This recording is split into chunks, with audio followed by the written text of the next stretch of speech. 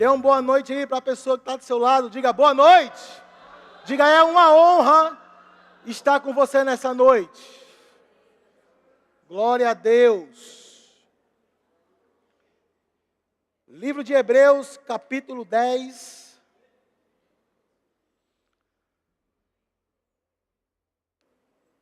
Livro de Hebreus, capítulo 10, verso 32. Antes de falar nisso, irmãos, hoje eu quero falar de fé com você. Eu acredito, irmãos, que não há nada mais sobrenatural do que se andar por fé, irmãos.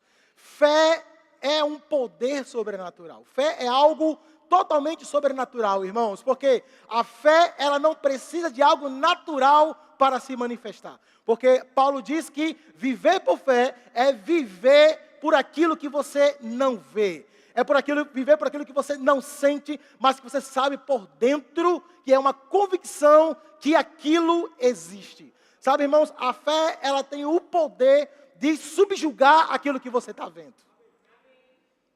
Não há nada mais sobrenatural sobre fé. Eu sei que parece não ser sobrenatural, irmãos, mas fé é algo sobrenatural. Amém. A fé é um poder sobrenatural. É a força do Espírito Santo para transformar circunstâncias. Você pode falar comigo? Diga, a fé é a força do Espírito Santo para mudar circunstâncias.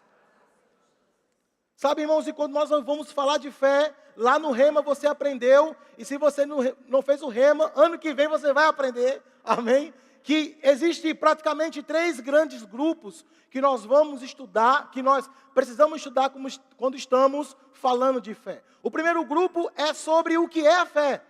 Nós vamos descobrir o que é a fé, os tipos de fé, não é assim? E depois que nós aprendemos isso, nós vamos para o outro grande grupo, que é como ter a fé, como é que a fé vem, como essa fé cresce, e o que eu tenho que fazer para guardar a minha fé. E tem o terceiro grande grupo, irmãos, que é como a fé se manifesta. E observando, às vezes, eu tenho visto as pessoas, de um modo geral, tendo dificuldade nessa parte prática da fé, de manifestar, ou de exercer, ou de desfrutar daquilo que elas já sabem que tem. Amém? E eu quero conversar com você hoje sobre essa manifestação da fé. Sabe, irmãos, a fé, ela não é algo passivo. A fé é algo ativo. Quando se tem fé, se tem atitudes. Amém? Ninguém que tem fé fica parado. Porque a fé, ela ativa a graça de Deus. Sem fé, sem graça. Literalmente. Mas uma vez que nós nos dispomos em fé, irmãos, algo exterior tem que acontecer. Nem que seja um sorriso na sua cara. Amém?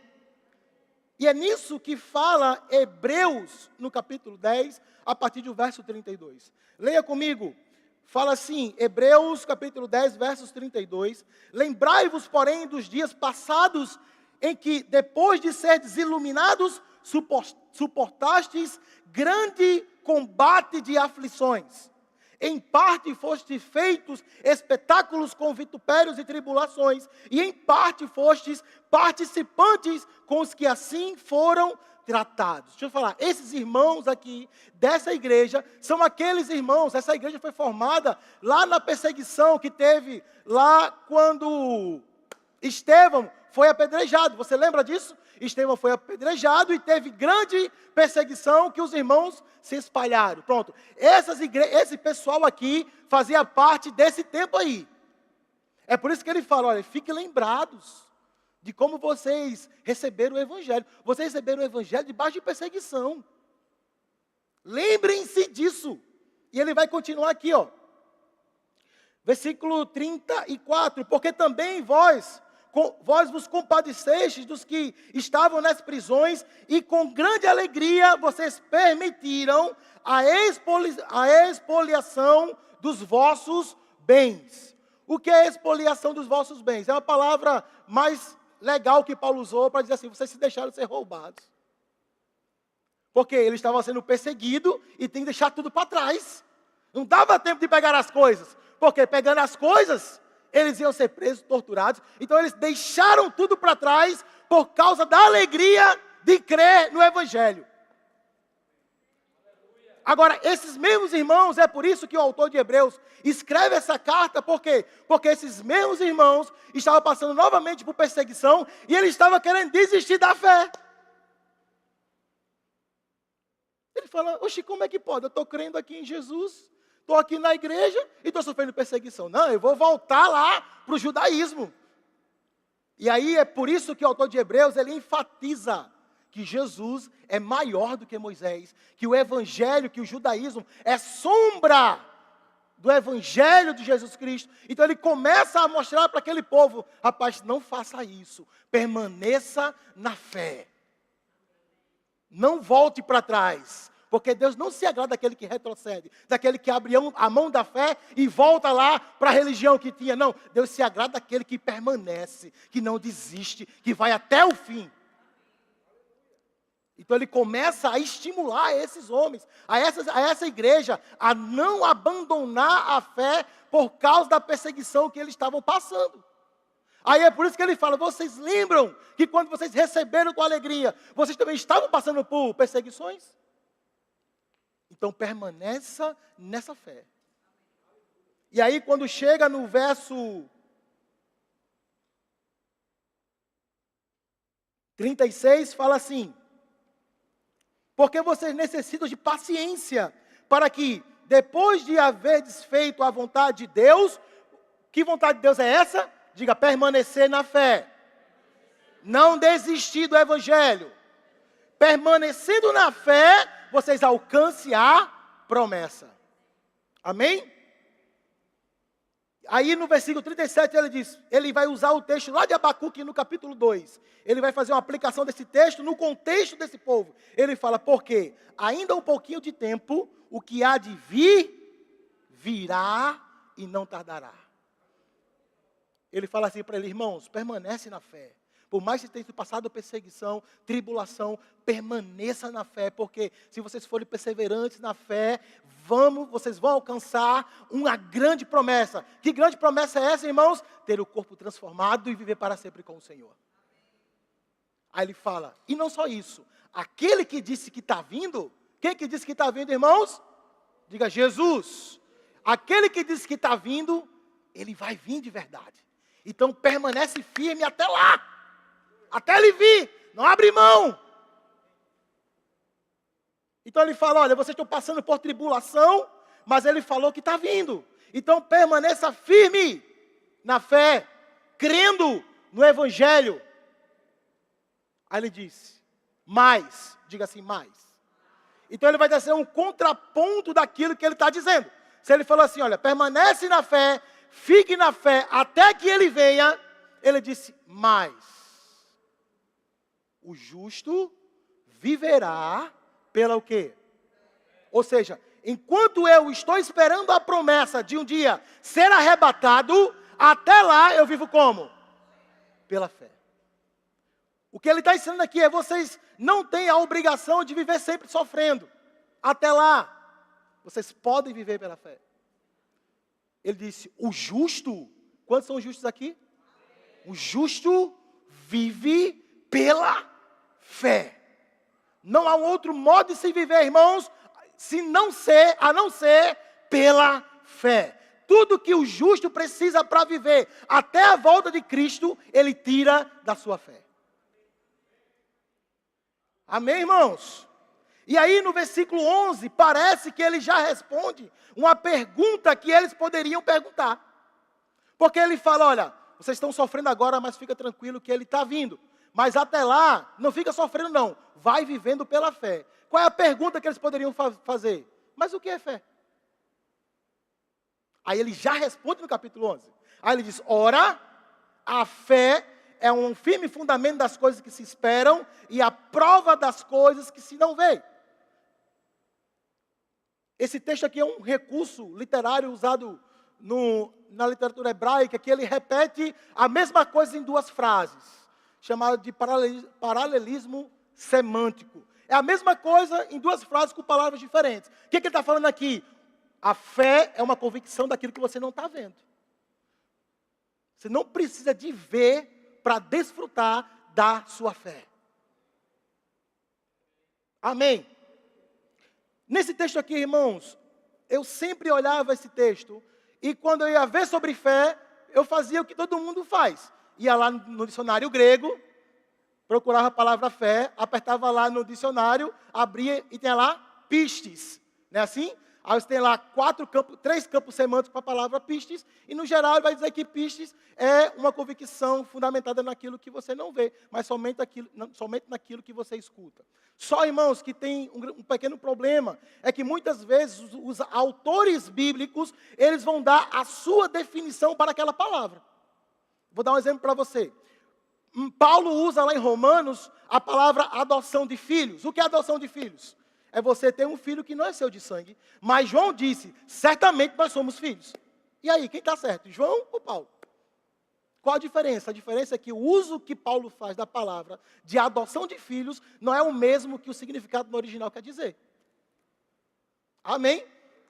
Então, a mesma coisa o autor dos Hebreus faz com a palavra fé. Porque a fé aqui, quando ele vai definir o que é fé, ele não está definindo uma fé teórica. Ele está definindo a parte prática da fé. Como é que eu sei disso? Veja o que ele disse. Lá no versículo 6, ele fala, ora, sem fé é impossível agradar a Deus. Por que ele fala que sem fé é impossível agradar a Deus? Porque ele começou a ver nos exemplos que a Bíblia dá sobre os homens de Deus que andaram por fé e que alcançaram a promessa, ele observou, rapaz, cada um deles agradou a Deus andando em fé. Então, se cada um deles agradou a Deus andando em fé, sem fé é impossível agradar a Deus. Ele tira uma conclusão lógica da prática da fé que os antepassados viveram. Então, irmãos, a definição de fé de Hebreus não é teórica, é prática. Ele observou isso, ele fez todo aquele que creu em Deus, todo aquele que creu naquilo que se não via, todo aquele que ficou convicto daquilo que Deus disse, agradou a Deus e alcançou a promessa. Então ele observa a prática da fé e define aqui a prática da fé no verso 6. Ele fala, porque aquele que se aproxima de Deus deve crer que Ele existe e que Ele é galardoador daqueles que o buscam. Ou seja, a única maneira, irmãos, que eu tenho para me aproximar de Deus é fé. Ora, veja, se fé, ela me aproxima de Deus, a incredulidade faz o quê? Está comigo? Ele fala, sem fé é impossível agradar a Deus. Por que é impossível? Porque aquele que se aproxima de Deus deve crer que Ele existe. Você está vendo Deus? Você está sentindo Deus? Como é que você sabe que Ele existe? Convicção daquilo que você não vê. O que é isso? Fé. Amém. Agora, ele começa a falar isso, que a fé é uma convicção naquilo que eu não vejo. Mas nós temos que entender, irmãos, que a fé, ela não é invisível. Diga, a fé não é invisível. Porque a gente acredita, irmãos, que a fé é algo invisível. Não, cadê a tua fé? Não, minha fé é por dentro. Não, assim, a minha fé eu tenho, sabe, só para mim mesmo, eu e Deus. Não! Veja, Tiago capítulo 2, versículo 18, não precisa abrir, eu vou só ler para você. Tiago capítulo 2, versículo 18, Tiago diz, eu vou te mostrar a minha fé pelas minhas obras. Ou seja, eu vou mostrar que eu tenho fé pelo que eu faço. Agora, mostra a tua fé para mim sem fazer nada.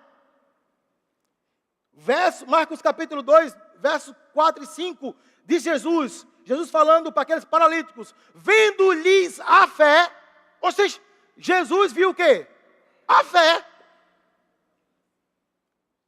Mateus 8:10 fala, Jesus falando, eu vos afirmo que nem mesmo em Israel eu vi tamanha fé. Atos 14:8, Paulo diz, os apóstolos, Paulo em Atos 14:8 fala assim, Lucas falando diz que Paulo viu que o homem tinha fé para ser curado. Ou seja, está comprovado que quem tem fé se amostra.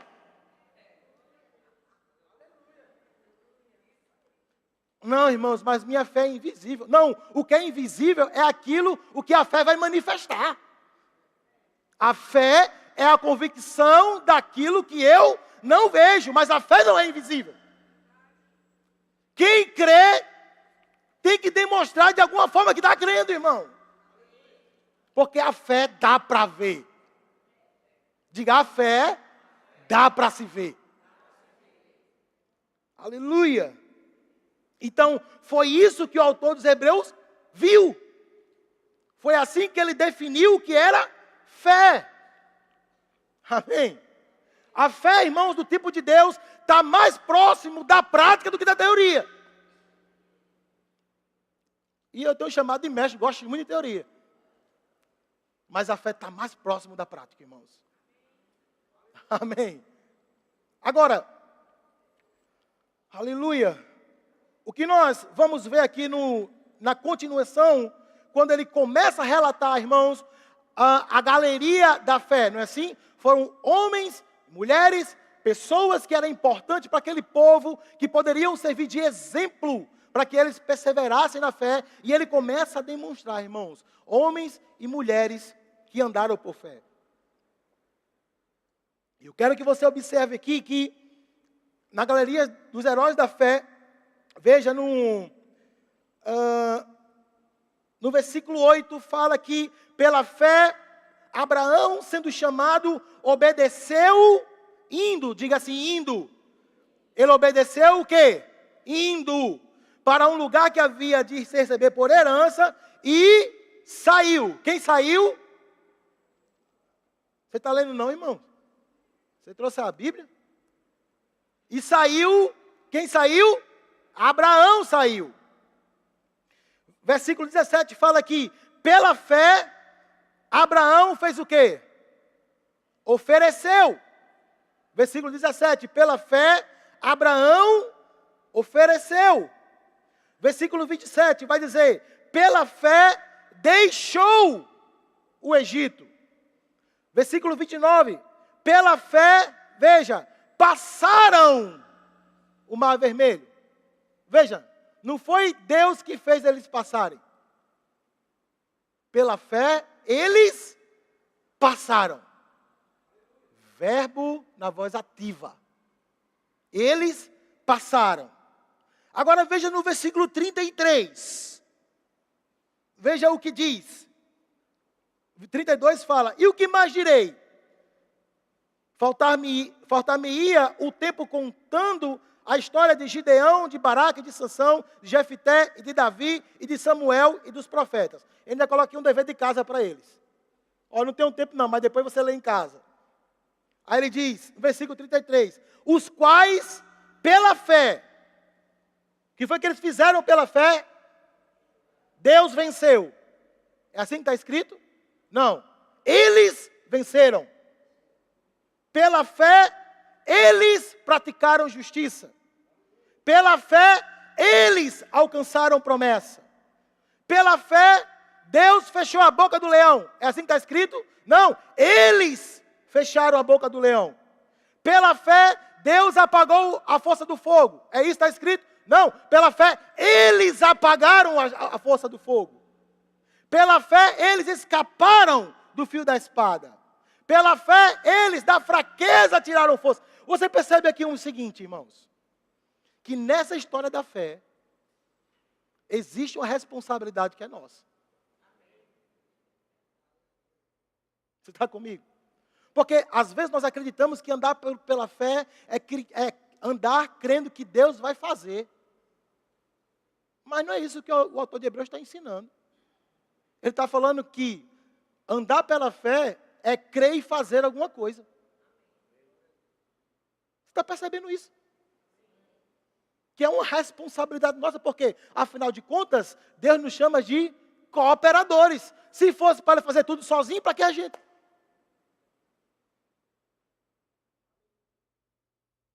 Sabe, mas às vezes nós temos que parar as coisas e pensar nisso.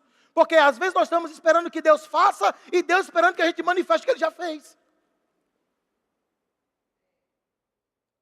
Maturidade espiritual vai fazer que nós assumamos a nossa responsabilidade das coisas. Entendeu que Deus já fez, mas agora é a nossa parte de manifestar como esses homens aqui fizeram, irmãos. É um dever nosso, irmãos, andar e praticar a fé. Porque quem tem fé, tem atitudes. Dá para ver na cara quem está crendo. Eu gosto de uma história que eu escutei lá na escola de missões, quando eu vi de Silvia, que ela contou para mim. Diz que assim, quando o pastor Bud veio, né, se juntou Silvia, seu esposo Gilson, na casa deles, Guto, e ela fala assim que ela achava engraçado, porque, rapaz, que costume que esses americanos têm de só comer coco, tomate e alface. Toda vez que a gente vem aqui, eles estão comendo coco, tomate e alface. Deve ser o cultural deles, que a gente não está entendendo. E aí teve um dia que eles estavam lá na casa do pastor Bud, e ela falou assim, pediu algo ao pastor Bud. E o pastor Bud fez, não, vá lá na geladeira e pegue lá. E aí quando ela vai pegar, que abre a geladeira, irmãos, só tinha coco, alface e tomate. E a água. Ela disse que em nenhum momento, irmãos, ela percebeu a situação que o pastor Bud estava passando. Por quê? Porque ele estava crendo em algo que ele não estava vendo. Sabe, irmãos, a fé, ela tem uma atitude, ela tem uma expressão, ela tem uma ação e ela tem uma voz. Amém? Então você já entendeu que a fé tem uma parte que é sua, que é uma parte que lhe cabe, você já compreendeu isso? Marcos capítulo 11, verso 22.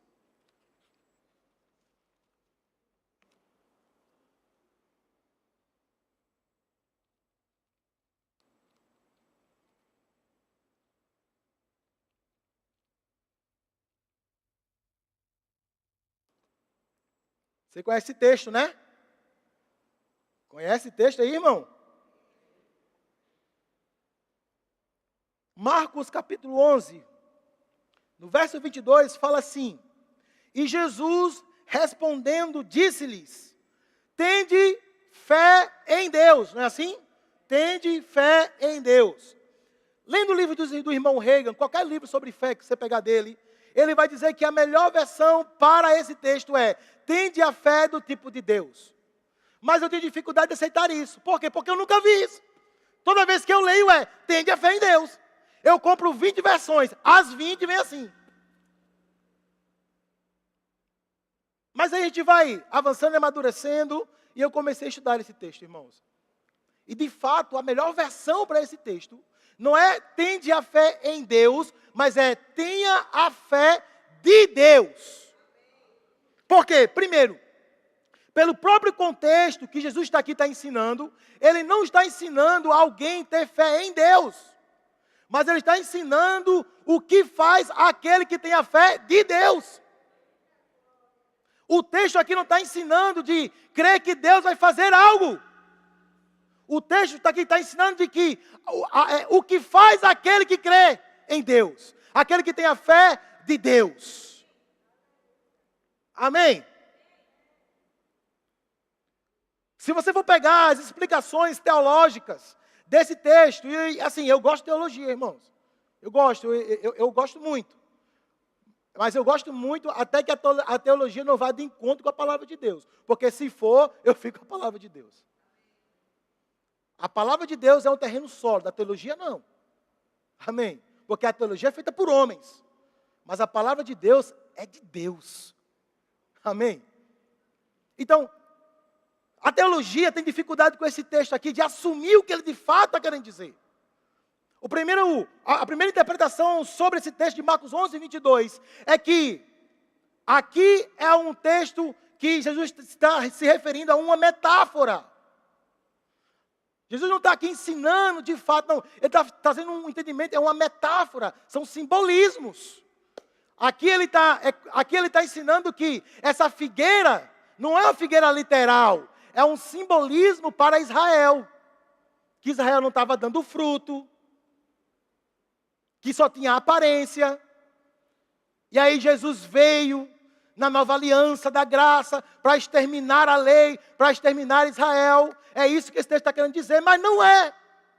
Por que que não é? Porque a primeira coisa, toda vez que você vai ver um pé de pau sendo usado como um símbolo para Israel, não é figueira. É o quê? Oliveira. Não pode ser figueira. Amém? Até porque Jesus usa pronomes demonstrativos. Aquele que disser a esta abençoada figueira. Não a essa figueira, mas a esta. A esta aqui. Está vendo? É esta. Não pode ser um símbolo. Amém? Outros afirmam que esse texto aqui Jesus está dizendo. É engraçado porque eles falam assim, não, mas esse texto, Jesus não está dizendo o que ele queria dizer. E por que ele não disse aquilo que ele queria? Perdeu tempo dizendo aquilo que ele não queria dizer. É melhor dizer aquilo que ele queria dizer. Entendeu? Aí Jesus chega, fala assim, não, aqui Jesus está falando de um exemplo hipotético. Que se por acaso nós conseguíssemos crer de todo o coração, nós falaríamos para os montes e eles se transportariam. Mas isso não é possível, porque o coração do homem é enganoso. Está amarrado com laço e tudo. Porque eu recebi um coração novo, irmãos. Eles falam que não é possível, porque ninguém poderia andar da maneira que Jesus andou. Porque afinal de contas ele era Deus. Porque, irmãos, veja, se de fato Jesus está ensinando uma coisa que eu não posso fazer, como é que ele me manda fazer aquilo que eu não posso fazer? É só para me enganar? Hein? Então quer dizer que aquela história de fazer obras maiores é tudo a pegadinha de Jesus? Eu estava brincando com vocês, gente. Não, irmãos. A primeira coisa que eu tenho que entender, irmãos, que Jesus, ele era Deus e homem. Jesus não tinha um botão que ligava e desligava. Agora eu sou Deus, agora eu sou homem. Agora eu sou Deus, agora eu sou homem. Não, ele era ao mesmo tempo Deus e homem. Veja, por que que Jesus foi batizado por João? Já se perguntou sobre isso? Por que que ele foi batizado por João? Se João disse, o batismo que eu estou pregando aqui é o batismo de arrependimento. Ou seja, qual era a prerrogativa para ser batizado por João? Se arrepender. De quê? Do pecado que cometeu. Agora eu te pergunto, qual foi o pecado de Jesus para ele se arrepender? Quantos pecados Jesus cometeu? Está com dúvida nisso, irmão? Pelo amor de Deus. Nenhum, irmãos. Mas para que ele passou no batismo de João? Porque ele estava se identificando comigo e com você. Então, tudo que Jesus fez, a partir do batismo de João, eu posso fazer também. Porque ali ele foi um homem ungido pelo Espírito. Você é homem e mulher? Hein? Você é homem e mulher? Você é ungido por Deus? Já está apto.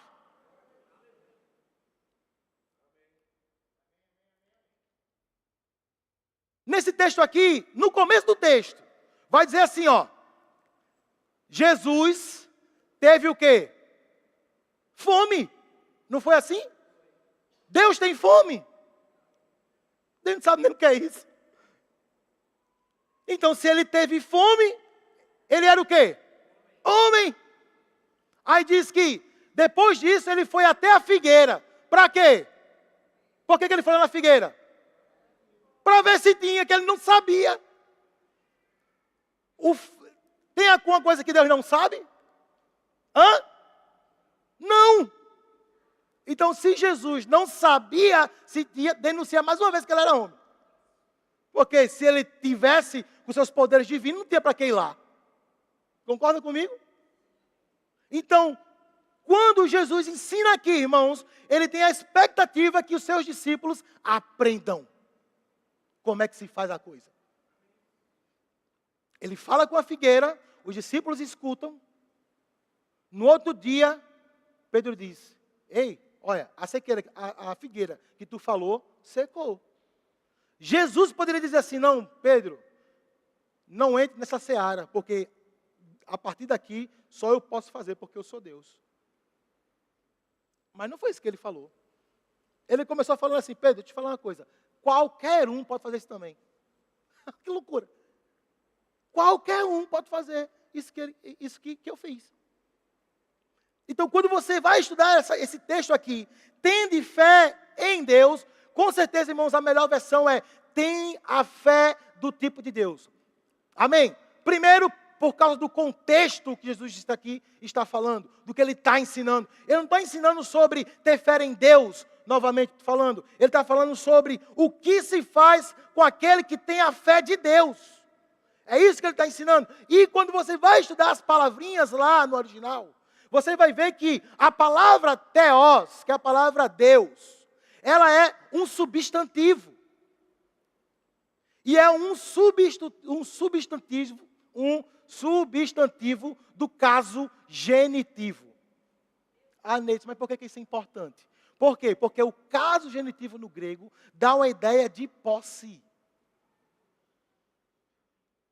Diferentemente do substantivo fé. Que o substantivo fé não está no caso genitivo, como está o substantivo theos. Está no caso dativo, um objeto direto. Então faz sentido ser: tenha a fé. Objeto direto. Tenha a fé. Mas em Deus não faz sentido. E os teólogos sabem disso.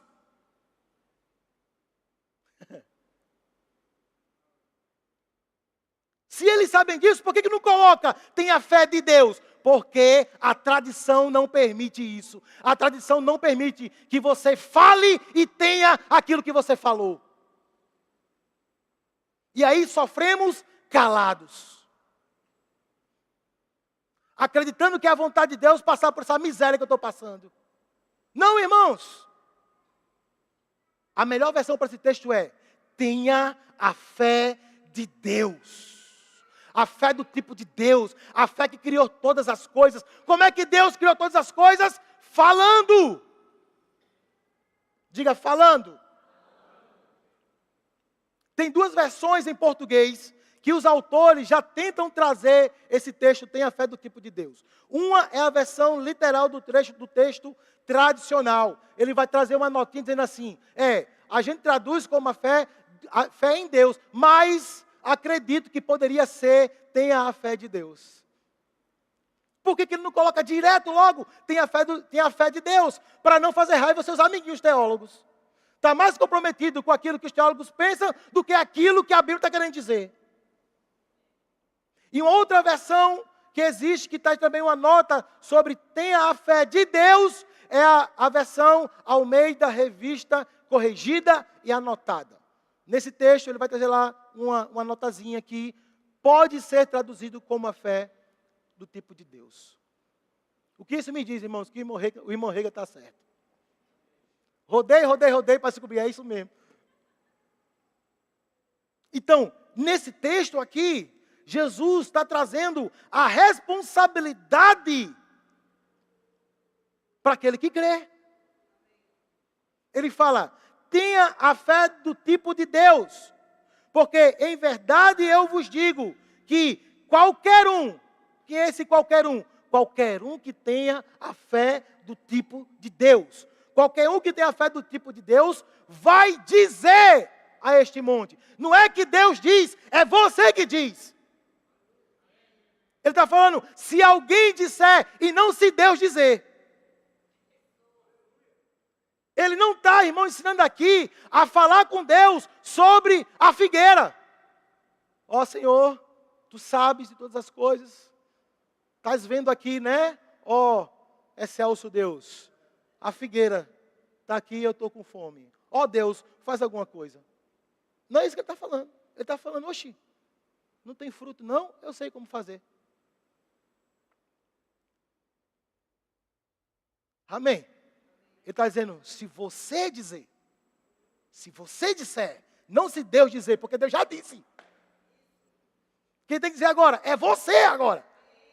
Agora é você que diz. Se alguém disser a este monte, lance-te e jogue no mar. Você já sabe isso aí. Aí ele diz, e não duvidar em quem? No seu Mas não é duvidar de Deus.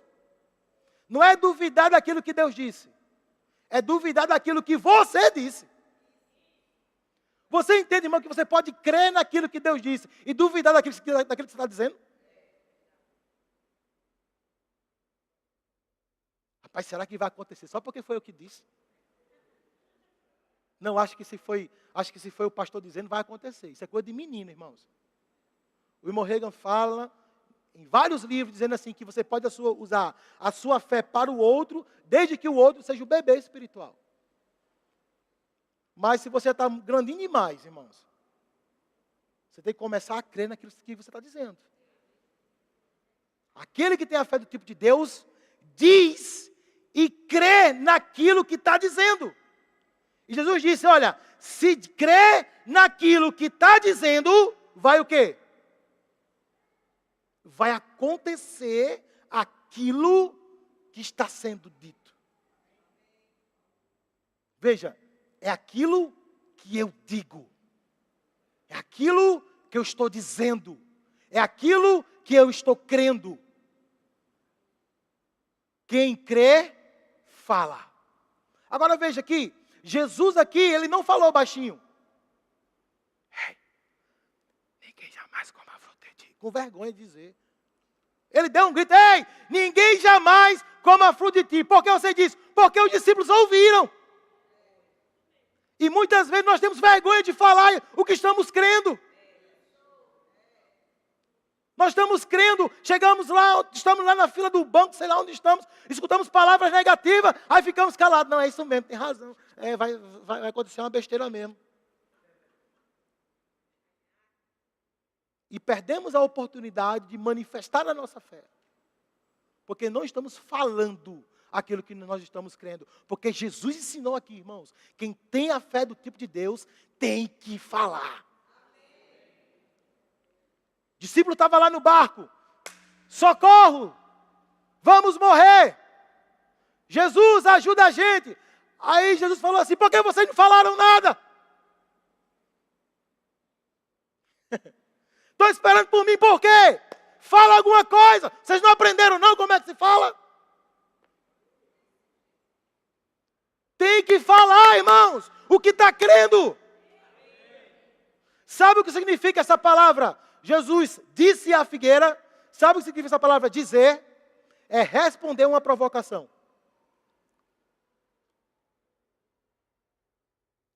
Quando Jesus olhou para a figueira falou com ele. O que foi que a figueira falou? Vai ficar com fome. Aí disse, você vai morrer então. Sabe, irmãos, a fé sempre responderá a uma provocação. Ou você vai ficar com a provocação que o mundo está dizendo contra aquilo que você está crendo, ou você vai subjugar aquilo através da sua boca.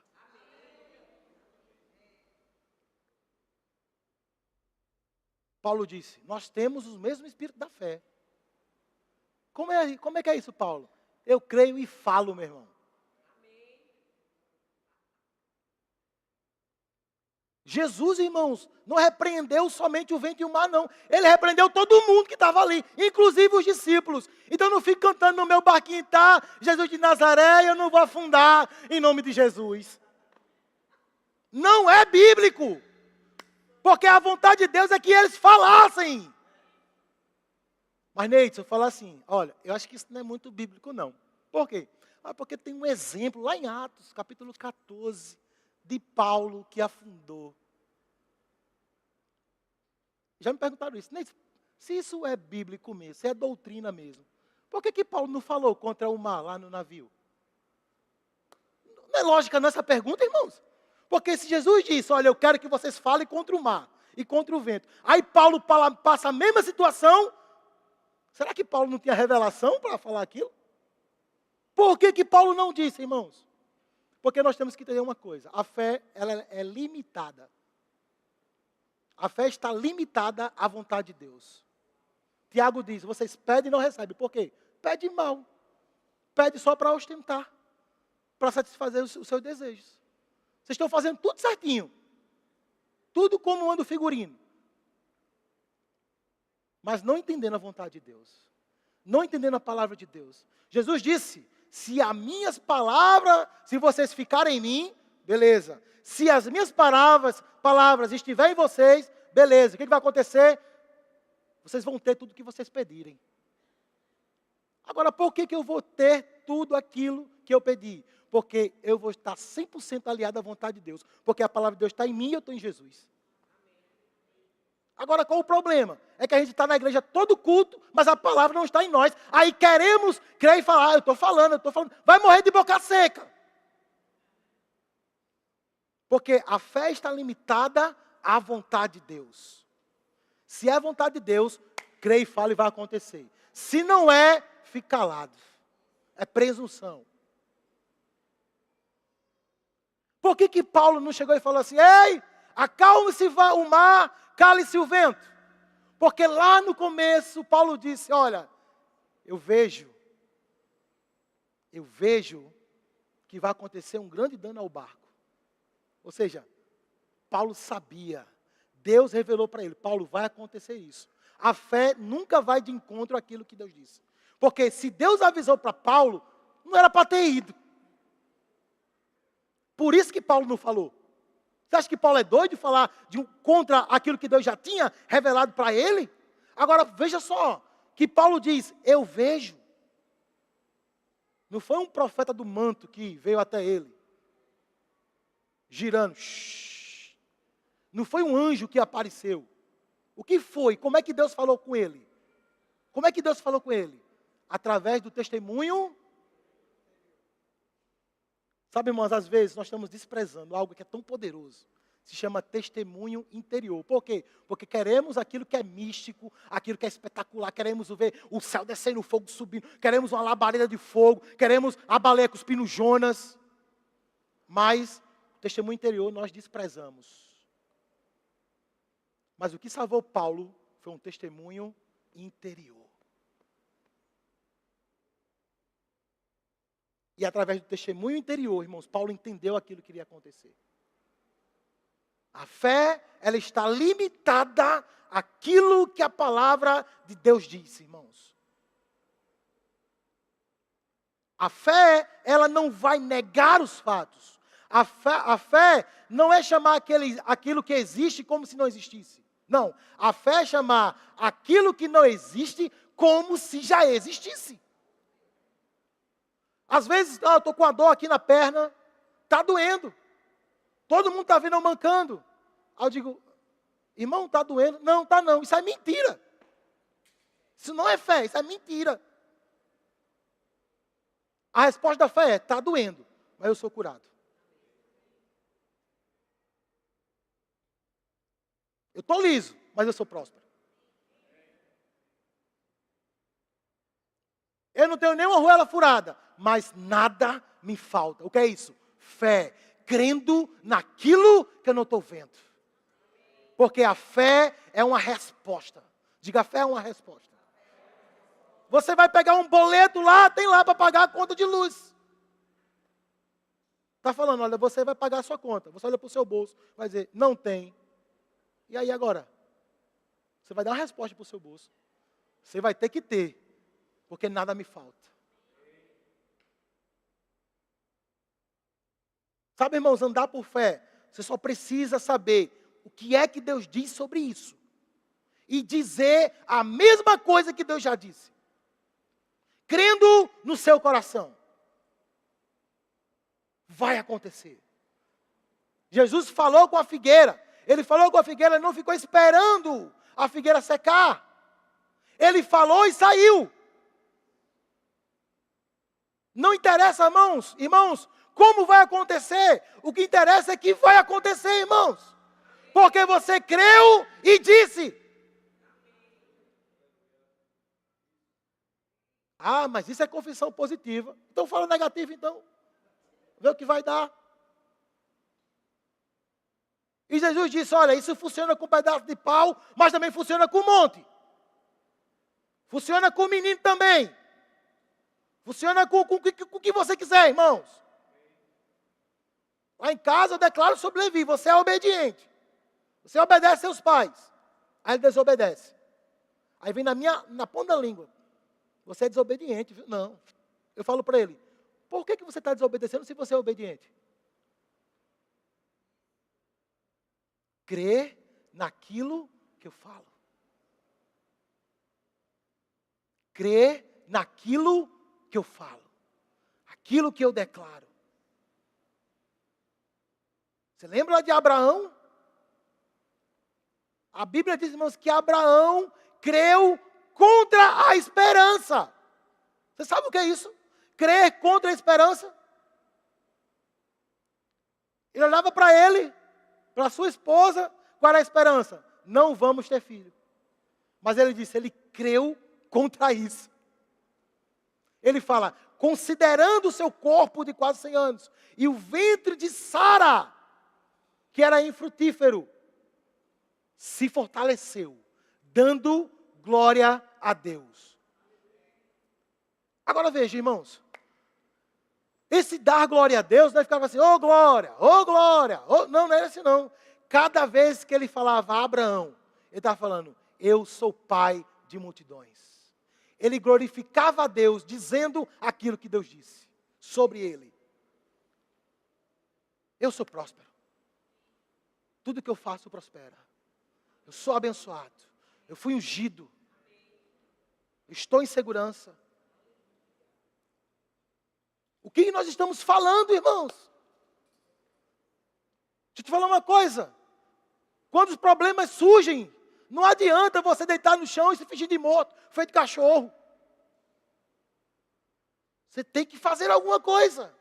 Ou você vai concordar com aquele problema e chegar chorando para Deus, Deus, olha o tamanho do problema que eu tenho. Ou você vai se levantar em fé e vai dizer aquilo que Deus diz sobre você em relação àquele problema, irmãos. Porque quem tem a fé de Deus, fala alguma coisa. Diz alguma coisa. Age sobre aquilo que está dizendo. Sabe, uma vez, eu disse assim, rapaz, você vai ter no culto, libera uma palavra, o ministro leva uma palavra e, pum, a pessoa vai e corre. Você fica aqui, pai. Foi na carne, foi na empolgação. Sabe, irmãos, o que eu aprendi com isso? Quem crê, faz alguma coisa. Às vezes você está crendo lá para comprar a sua casa. E tem um tempo de perseverança. Você entende nisso? Você vai crendo, você vai falando, eu vou comprar minha casa, vou comprar minha casa. Sabe a notícia? O ramo imobiliário está tudo caro. Aí você continua, mas eu vou comprar minha casa, vou comprar minha casa. Obrigado, Senhor, pela minha casa. Está aqui o chaveiro já, ó. Está aqui o chaveiro. Aí, no meio do culto, o ministro vem e fala assim, olha, você vai comprar sua casa. Pronto. Aí você vai responder a isso. Sabe o que eu aprendi, irmãos? Quando alguém se levanta e corre, ela está respondendo a algo que ela está crendo.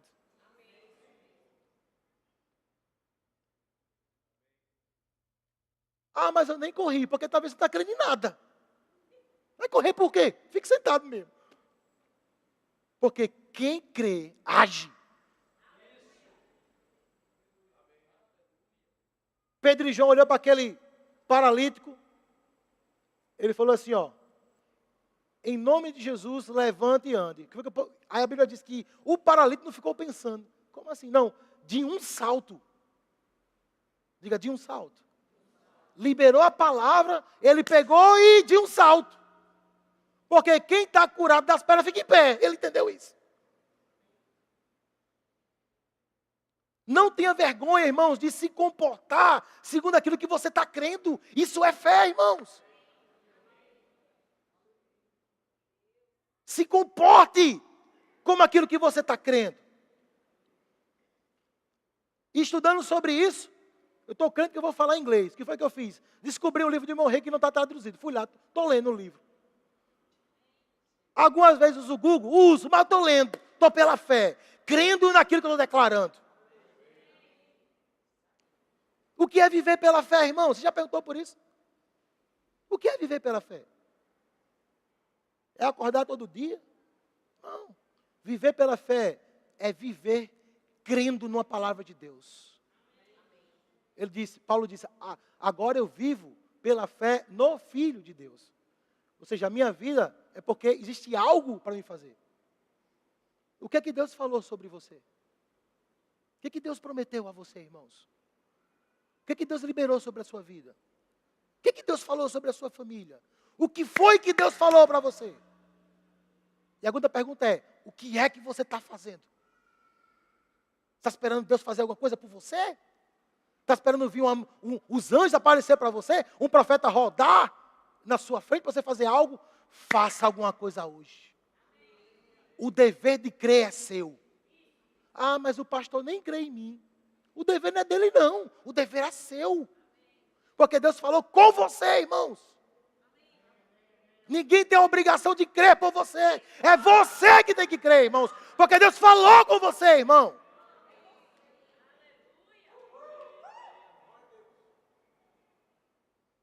Tá, Neito, Deus falou comigo, já entendi, o que é que eu faço? Comece falando. Quando aquilo que foi liberado sobre você, quando aquilo que algum pregador está falando, encontrar esse lugar que você está crendo, reaja a isso. Dê uma resposta para Deus. Eu estou crendo, Deus.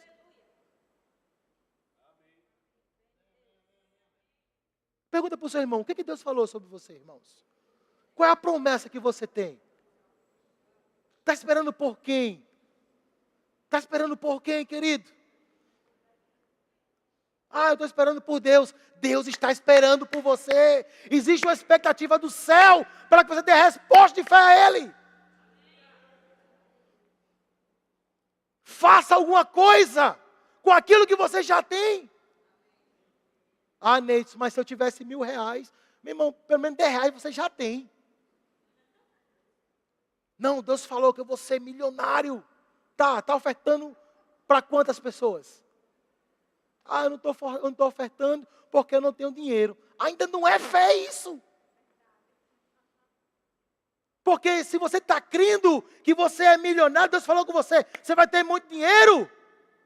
Pelo menos as moedas no seu bolso tem que mexer.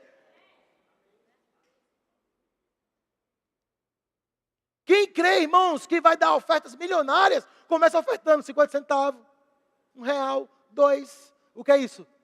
Respostas a Deus sobre aquilo que Ele disse. Eu estou crendo, Deus. Eu estou crendo, Deus. Diga a fé, fala. Diga a fé, age. Toda vida, irmãos, que as situações se levantarem para tentar dizer aquilo que Deus disse sobre você é mentira, abra a sua boca.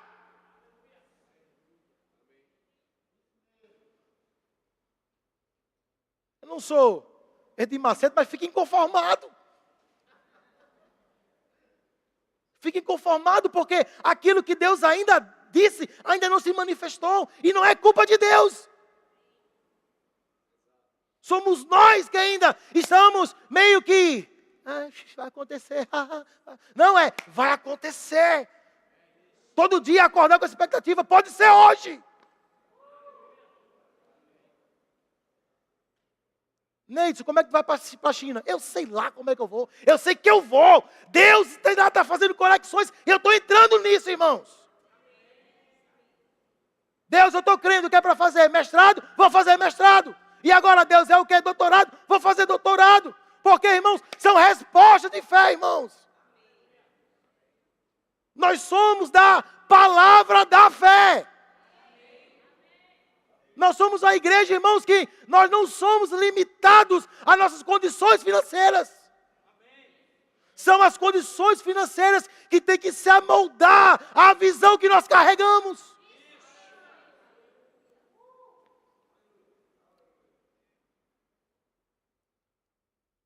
Sabe quando você vai descobrir que algo é de Deus para a sua vida? Quando o seu dinheiro não conseguir pagar e você não tiver capacidade de fazer. Porque você vai saber, rapaz, para fazer isso é só Deus mesmo.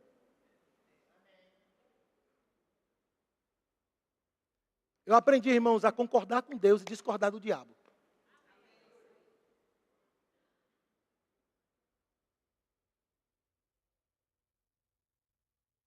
Precisamos, irmãos, falar como Jesus ensinou. Quem tem a fé do tipo de Deus, fala. Quem tem até a fé do tipo de Deus, só quer saber uma coisa: o que é que Deus diz sobre isso? Deus diz isso, então é isso que eu vou falar. Amém, irmãos? Oh, glória a Deus. Você precisa falar mais. Você precisa falar mais. Você precisa falar aquilo que você está crendo. Aleluia. Diga, eu tenho que falar mais. Eu tenho que falar mais. E com ousadia. Jesus falou com ousadia: ninguém coma mais fruto de você. Aí a gente fala todo mirrado.